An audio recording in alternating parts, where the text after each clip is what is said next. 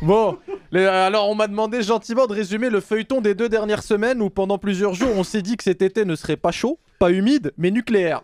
Alors, 13 juin, tout part d'une frappe préventive d'Israël, parce que ça t'as le droit. Du coup moi je retiens. Hier soir je suis allé voir mon voisin du dessus, je lui ai mis une grande tarte dans la bouche. Pourquoi? Parce que je sentais qu'il allait faire du bruit. Du coup j'ai préféré le taper avant. Et là il m'a dit, bah vu que tu m'as déjà frappé, alors je peux faire du bruit. Il est fort. Hein. Et j'ai pas su quoi répondre, j'y connais rien en droit international.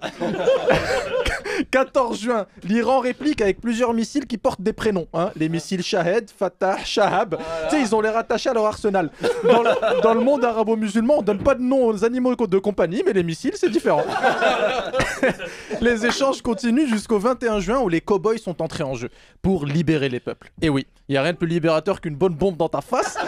Tu regardes l'Irak après leur libération, c'est vrai qu'on voyait mieux l'horizon. Hein. Tu sais, à chaque fois que les États-Unis libèrent un pays, derrière, c'est tout plat.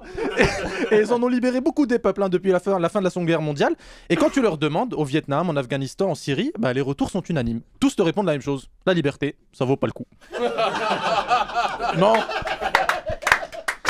C'est surfait, d'accord. Alors s'en sont suivis de longues heures de négociations qui ont abouti le 23 juin à un cessez-le-feu marquant peut-être la fin du conflit. Un conflit où les 2 camps crient victoire. Ça aussi tu le vois que dans la guerre, hein, parce qu'au foot, bon, tu te poses jamais la question de qui a gagné. En général c'est celui qui a mis le plus de buts. Donc t'as pas de surprise, sauf à la fin du match. Quand tu regardes Dijon-Saint-Etienne par exemple, et que l'homme du match c'est quand même Messi.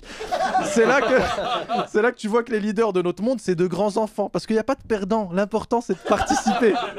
Mais comme au foot, ce que les gens regardent le plus, c'est les prix individuels. Alors j'ai l'honneur de décerner la flèche de la semaine à Donald J. Trump, qui se porte officiellement candidat au prix Nobel de la paix, comme Barack Obama avant lui.